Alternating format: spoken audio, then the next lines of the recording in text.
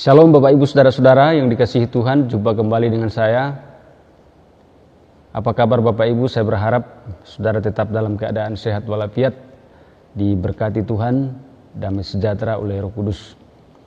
Pada kesempatan yang baik ini kembali lagi saya mau mengajak kita secara bersama-sama untuk menyaksikan satu kesaksian yang sangat luar biasa dari salah seorang dari keluarga ustadz, guru ngaji, dan juga imam masjid yang menerima Yesus Kristus sebagai Tuhan dan Juru Selamat.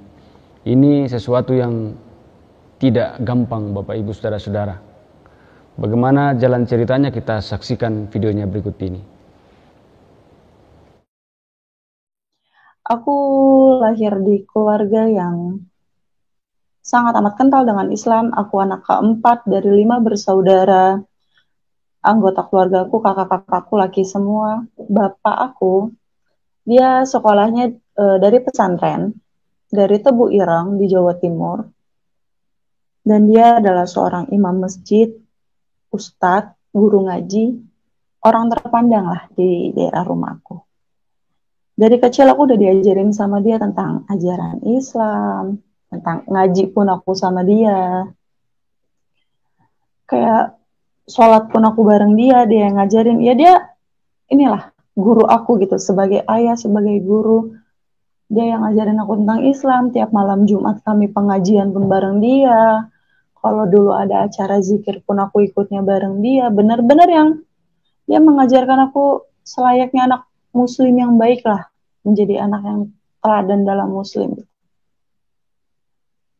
Sampai aku pun mengaji tuh dari SD itu aku ngaji sama dia sampai aku udah lulus SMA itu masih tetap mengajikan sama dia tetap ngajarin aku ngaji, ngajarin aku sholat yang benar, ngajarin aku tentang ajaran-ajaran Islam. Terus tidak ada, karena aku dari kecil kan hidup di lingkungan yang kentalkan Islam ya, nggak pernah kepikiran siapa itu Tuhan Yesus. Yang aku tahu dia adalah Nabi Salmasi gitu kan dalam Islam. Nggak pernah kepikiran tentang orang Kristen gimana ibadahnya dengan Tuhan. Bisa dibilang benci dulu itu. Sebelum aku mengenal Tuhan, jujur aku kayak benci, kayak kasihan banget ya mereka nggak kenal Tuhan waktu aku di situ kan. Kayak nggak kenal Allah gitu. Ya karena sudah diajarkan dari kecil ajaran yang benar itu kan Islam gitu. Kayak yang lain tuh salah dan mereka sedikit mengajarkan kebencian juga kepada umat Kristen. Sampai akhirnya di tahun 2021 aku baru mengenal Tuhan itu di 2021 dan aku pun masih bertumbuh, masih harus banyak belajar. Tiba-tiba suatu malam kayak aku kepikiran, aku nggak tahu ya, mungkin ini Roh Kudus atau mungkin orang di luar sana yang ngiranya aku kayak bohong atau aku cuma buat-buat omongan, cuman ini yang aku rasain. Tiba-tiba aku kepikiran, oh iya, Tuhan itu Isa bukan ya? Tuhan yang sebenarnya tuh Tuhan Yesus bukannya gitu. Terus kayak sadar, apa sih? Ngapain sih mikirin kayak gini gitu kan? Musyrik nih, dia bisa jadi murtad gitu. Enggak, ya kan. Kayak cuma mikir gitu. Abis dari situ dibikin enggak tenang. Di malam itu juga dibikin enggak tenang, dibikin deg-degan. Kayak kita lagi dikejar sesuatu tapi enggak tahu dikejar sama siapa. Itu malam aku ingat banget. Aku langsung ambil air wudhu, aku langsung kayak sholat. Aku langsung di dalam doa itu, pas habis sholat malam itu aku pengen doa yang, ya Allah maaf ya Dija kepikiran sama Tuhan yang lain. Maaf ya Dija gak mau jadi musyrik, Dija gak mau jadi murtad. Kayak minta pengampunan kan sama Allah. Terus habis itu juga aku doa, kalaupun ini caranya Tuhan untuk membawa aku ke jalan yang benar, aku minta petunjuk. Aku minta kasih aku konfirmasi, kasih aku petunjuk aku harus apa, kayak kalaupun ini salah, aku minta maaf. Kayak aku minta maaf, aku udah terjatuh dalam dosa gitu. Dan abis sholat, tetap nggak bisa tidur gitu kan. Kayak besoknya kepikiran lagi. tiap hari itu kemanapun kaki aku melangkah, hidup aku tuh nggak tentram tiba-tiba. Kayak nggak damai. Kayak aku lagi dikejar tapi aku nggak tahu dikejar sama siapa. Kayak besok malamnya masih kepikiran. Terus lucunya di Instagram aku nggak pernah follow akun-akun Kristen, akun-akun Alkitab aku nggak pernah. Terus tiba-tiba pas aku lagi buka Instagram ada ayat Alkitab yang aku adalah jalan dan kebenaran gitu. Kayak, eh apa ini gitu kan? Nggak pernah follow tapi tiba-tiba ada ini akun itu di Instagram aku gitu. Aku close. Itu masih kepikiran kayak mana ya orang Kristen itu ibadahnya. Kayak kok mereka bisa ya selalu mendapatkan damai sukacita, karena yang aku tahu Kristen itu merasa damai di dunia tapi tersiksa di akhirat gitu kan. Terus kayak malam kedua setelah aku melihat Instagram itu, dibuat kepikiran lagi, dibuat nggak nyaman hidupnya, dibuat nggak tenang, kayak kita lagi kayak deg-degan gitu loh Pak. Aku nggak tahu ya, itu yang aku rasain. Sholat malam lagi, karena emang itu kejadiannya sekitar jam berapa gitu aku lupa, pokoknya tengah malam aku sholat malam lagi, aku doa lagi, doa yang sama Tuhan.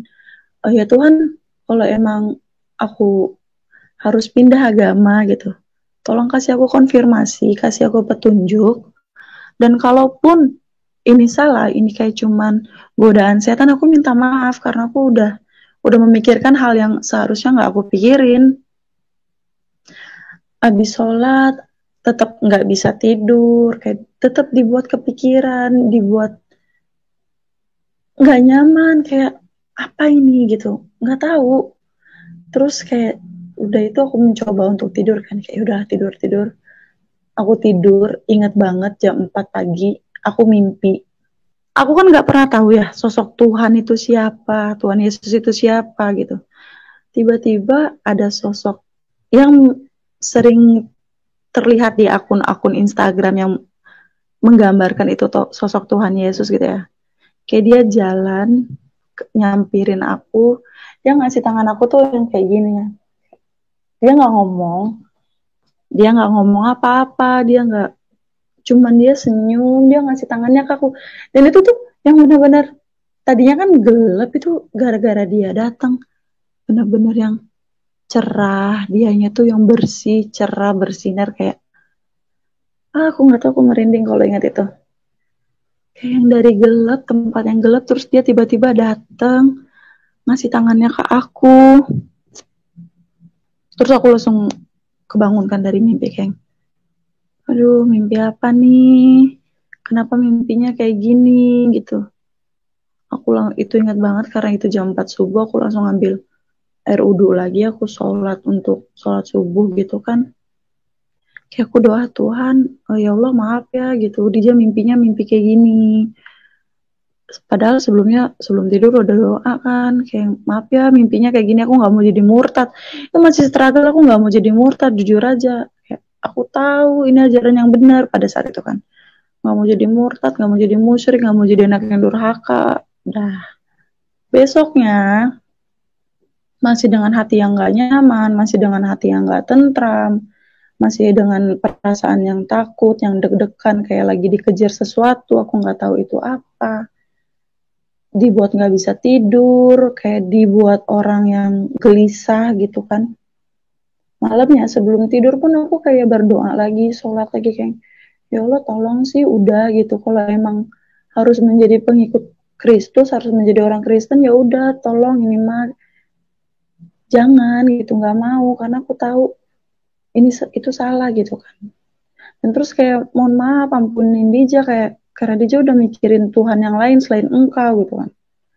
Habis sholat, habis doa, tetap nggak bisa tidur. Dan pas aku tidur pun, aku dimimpi dengan hal yang sama, tempat yang sama, kejadian yang sama, di tempat yang gelap, di tempat yang aku nggak tahu itu apa, bisa jadi itu dunia kegelapan aku sebelum aku kenal Tuhan. Terus kayak tiba-tiba Tuhan tuh datang, cuman yang dia nggak ngomong apa-apa, dia cuma ngasih tangannya ke aku, dengan cahaya dia, dengan putih bersihnya dia. Dan dari semua mimpi itu aku tuh selalu megang tangan dia dan aku ngikut gitu kan sama dia. Aku bangun lagi dari mimpi tuh kayak aku nangis, kayak apa sih maunya Tuhan gitu kan. Kenapa sih Dijani dilahirkan di keluarga Islam loh, janganlah. Dia juga lagi baik-baik aja loh, lagi nggak ada perasaan struggle apa-apa. Kenapa bisa mimpinya kayak gini? Dibikin nggak bisa tidur, dibikin nggak tenang. Karena aku menolak kan, hati aku menolak. Aku nggak mau gitu untuk menjadi pengikut Kristus. Walaupun aku udah dimimpin 2 kali, hati aku menolak. Jadi aku ngerasa nggak tenang. Tapi pada satu kejadian, hati aku yang, oke Dija, kamu sudah disentuh sama Tuhan. Kalau bisa dibilang itu aku udah dijamah sama Roh Kudus. Aku udah dipilih sama Tuhan. Mulai detik ini aku percaya Tuhan sebenarnya Tuhan Yesus, dan Tuhan Yesus itu juru selamat aku. Detik hati aku meyakinkan itu yang perasaan gelisah, gak bisa tidur, kayak lagi dikejar-kejar, deg-degan, ketakutan, itu yang benar-benar hilang, kayak ada beban di badan aku tuh yang dicabut gitu, kayak benar-benar damai. Tiba-tiba aku kayak damai, anteng, tenang, tidur pun enak. Oke Dija, kamu harus menjadi pengikut Kristus karena kamu sudah dipilih sama Tuhan langsung gitu. Walaupun awalnya aku struggle kayak, aduh gimana ya, masih struggle yang mikirin keluarga karena background bapak aku Ustadz, aku bakal malu-maluin sama keluarga aku. Tapi aku percaya pada saat itu kayak Tuhan yang ngiringin jalan aku gitu, kayak kemanapun aku pergi ya ini rencananya Tuhan. Jadi pas aku ketahuan untuk pertama kalinya aku menjadi pengikut Kristus, Tuhan yang menurut aku paling benar dan cuma Tuhan Yesus yang benar, aku gak kepikiran untuk mikirin almarhum bapak aku. Aku yang orang sedekat itu sama bapak aku, ketika ada orang yang ngait-ngaitkan masalah aku sekarang dengan bapak aku benar-benar yang gak kepikiran, dan itu gak mempan di aku, kayak aku cuma diam kayak, enggak Tuhan, emang Tuhan Yesus yang benar. Dija berdoa, Tuhan, kalau ini emang salib, Dija siap nanggung. Yang di hati aku cuma, Tuhan Yesus juru selamat, Tuhan Yesus itu Tuhan yang benar. Jadi mereka ngomong itu aku nggak ngedengerin sama sekali. Mereka marah-marah. Keluarga aku datang semua, bahkan yang dari Jakarta datang, ngedoain aku, sampai aku kayak mau diruqyah, cuman aku nggak mau. Kayak aku nggak boleh kerja. Untuk handphone pun aku nggak dibolehkan main handphone. Kayak aku diliatin, aku diawasin. Ketemu orang baru aku nggak boleh karena owner aku di counter di tempat aku kerja kan orang Kristen ya. Jadi keluarga aku ngiranya aku tuh dikenalin sama Tuhan sama mereka. Padahal aku udah ngejelasin, ini mau Dija Bu, ini mau Dija Kak. Dija ngedapetin mimpi langsung. Ya mereka tetap nggak terima, mereka marah kayak membantah. Siapa yang ngajak-ngajak? Nggak ada yang ngajak, ini emang bener maunya hati Dija gitu kan. Karena aku yakin kalau aku diajak orang, pasti bakal nggak melekat segitunya gitu. Tapi karena aku sudah merasakan sendiri hadiratnya Tuhan, aku percaya Tuhan karena atas dasar mau aku sendiri, bukan ajakan. Jadi aku nggak mau, bahkan kayak mereka yang ngedoain aku itu benar-benar nggak mempan sama aku. Benar-benar otak sama hati aku tuh cuman yang nggak mau. Aku cuma mau ada di jalannya Tuhan Yesus gitu. Aku cuma mau Tuhan Yesus Kristus sekarang, aku nggak mau yang lain. Sampai aku disuruh syahadat lagi, kayak ketika udah suasana udah benar-benar yang keruh kacau, sampai kakak aku nangis-nangis, ibu aku nangis-nangis, saudara aku semua nangis-nangis. Di situ emang hati aku masih menolak untuk nggak mau, karena aku maunya jadi pengikut Kristus. Jadi ketika mereka nyuruh aku Islam lagi tuh aku kayak, ya udah deh iya. Tapi di hati akunya enggak. di hati aku tetap Yesus Kristus itu sebagai juru selamat aku. Jadi kayak yaudah ayo kita sahadat lagi ya nah gitu. Kayak yaudah iya. Tapi itu cuma di mulut. Tapi di hati aku tetap Tuhan aku Tuhan Yesus, Yesus Kristus juru selamat aku gitu. Bahkan ketika mereka ngasih aku air doa, itu pun Bismillah nak. Tapi aku di hati aku tetap yang dalam nama Tuhan Yesus aku minum minuman ini, Engkau yang mengkuduskan, Engkau yang menjaga aku gitu. Aku tetap doa, bahkan aku disuruh sholat pun aku melakukan gerakan itu. Aku nggak tahu ini sebenarnya benar apa salah, cuman di hati aku tetap yang doanya tuh kepada Tuhan, iman hati sama keyakinan aku tetap tertujunya sama Yesus Kristus. Kayak yang ayo kita sholat lagi, udu ngaji gitu pun hati aku nggak di situ sejujurnya. Aku melakukan itu karena aku tidak mau memperkeruh suasana. Jadi walaupun aku dimarahin keluarga aku, dibenci keluarga aku dihina-hina keluarga aku bahkan sempat kayak yaudah coba lu udah tahu nih tentang Injil, tentang Alkitab, coba lu ngomong, siapa tahu lu bisa masuk ke Kristen. Aku tahu itu maksudnya ngejek keluarga aku, ada yang ngomong kayak gitu.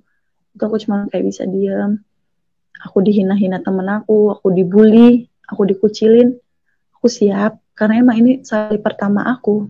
Jujur aku nggak ngerasa sendiri karena aku yakin Tuhan ada sama aku, walaupun aku mikul salibnya nggak sendiri. Aku mikul salibnya bareng-bareng Tuhan, dan yang aku ingat kayak Tuhan aja ditolak kan di tempat dia lahir. Tuhan aja ditolak ketika dia sedang memberitakan kebenaran. Jadi apapun yang aku lakukan, aku tahu ini terjadinya atas kehendaknya Tuhan. Bapak Ibu saudara-saudara, sekalipun dia dibenci, dimusuhi oleh keluarganya, tapi justru dia mengatakan ini adalah salib pertama yang dia pikul. Wah, ini sungguh luar biasa Bapak Ibu saudara-saudara ya. Semoga ini menjadi kekuatan kita juga, dan semakin kita bertumbuh dalam Tuhan, kita tidak akan gampang tergoncangkan oleh apapun. Karena aku sudah mengimani, aku sudah yakin sama Tuhan, aku menyerahkan seluruh hidup aku sama Tuhan. Pas kejadian kedua aku ketahuan, aku benar-benar yang enggak nangis, aku benar-benar enggak sedih, aku benar-benar enggak takut, aku cuman yang aku percaya ini jalannya Tuhan untuk aku memberitahukan kepada mereka gitu. Kayak iya itu punya Dijah gitu. Ya itu Alkitab Dijah, kenapa? Mereka marah kayak ngapain masih nyimpen-nyimpen kayak ginian? Buang aja kata dia, apa mau dibakar gitu-gitu. Dijah Kristen loh sekarang, aku udah berani ngomong gitu. Dijah Kristen loh sekarang, kenapa sih? Dijah nggak jual diri, Dijah nggak maling, Dijah nggak narkoba, Dijah cuman milih jalan yang menurut Dijah benar. Itu mereka tetap nggak bisa terima. Cuman ada kemajuan di hati aku. Kalau awal aku bersembunyi, kalau di awal aku pura-pura menjadi Islam lagi, tapi sekarang aku benar-benar yang nggak mau. Aku maunya mereka tahu kalau aku menjadi pengikut Kristus, walaupun mereka nggak bisa nerima sampai detik ini. Sampai kata ibu aku, sampai aku diusir, kayak waktu yang pertama pun aku diusir, yang kedua aku diusir dari rumah kayak, ya udah pergi aja dari rumah ini kalau kamu masih mau menjadi pengikut Kristus. Sedih karena ya sedih sebagai anak sama keluarga. Cuman aku yakin ini jalannya Tuhan, aku nggak akan diusir beneran kok. Tuhan akan selalu ada untuk aku gitu. Kayak ya udah, kalau aku diusir nggak apa-apa, yang penting aku tetap jadi pengikut Kristus. Sampai segitunya aku sampai nggak mikirin keluarga aku karena aku yakin sama rencananya Tuhan. Karena kan kita harus terus mengajarkan kasih kan. Jadi aku ngasih tahu ke mereka, aku ngasih pengertian lagi, walaupun mereka jahat ke aku, walaupun mereka mencoba membuat aku nggak nyaman di rumah itu, cuman aku yang tetap ya udah nggak apa-apa, terus mengasihi, nggak boleh gitu. Aku mau mereka itu melihat buah hasil aku setelah aku menjadi pengikut Kristus. Jadi apapun yang mereka lakukan, bahkan ketika di kamar aku banyak sampah, aku tahu itu cara mereka untuk bikin aku nggak nyaman. Di kamar tidur aku ditaruh sampah banyak, itu aku yang kayak Tuhan, Duh, aku bisa kok, aku kuat. Aku tetap yang baik-baik aja ke mereka itu susah banget. Tapi aku mencoba gitu kayak, "Ya udah nggak apa-apa, aku beresin sampahnya. Aku yang tetap baik-baik lagi ke mereka. Sampai sekarang aku udah bisa naruh Alkitab aku di kamar tanpa mereka ngeganggu, itu udah sangat amat, puji Tuhan, itu mukjizat banget bagi aku. Sampai ibu aku berbicara kayak gini, ya udah nak, kalau emang ini jalan pilihan kamu, buktiin ya kalau jalan yang kamu ambil itu bener. Jangan sampai kamu salah pilih jalan. Aku yang, wah puji Tuhan, mukjizat banget. Selama ini aku berdoa untuk Tuhan melembutkan hati orang tua aku. Mereka belum percaya, nggak apa-apa gitu, tapi minimal hati mereka lembut dulu untuk nerima aku. Itu mukjizat banget bagi aku, karena orang tua aku yang benar-benar kental sama Islam bisa nerima. Sampai sampai ada kejadian aku sakit, aku masuk rumah sakit, aku kan nggak pernah ada waktu berdua yang ngobrol sama ibu. Ini aku bilang sekarang aku masuk rumah sakit juga mukjizat sih, karena kalau aku nggak masuk rumah sakit aku nggak punya waktu berdua ngobrol sama ibu aku. Dan dia nanya kayak, di hidup kamu masih ada nggak yang kamu tutupin dari ibu? Aku ngebantah nggak ada, karena kan aku udah bilang aku menjadi umat Kristen dan ibu sudah mengiyakan. Dan sekarang aku mengkonfirmasi lagi, aku ngasih tahu lagi kayak, Dija udah beneran Kristen loh bu. Ya udah nak, nggak apa-apa, ibu ikhlas. Buktiin aja ke ibu kalau yang kamu ambil itu benar ya, jangan salah pilih jalan.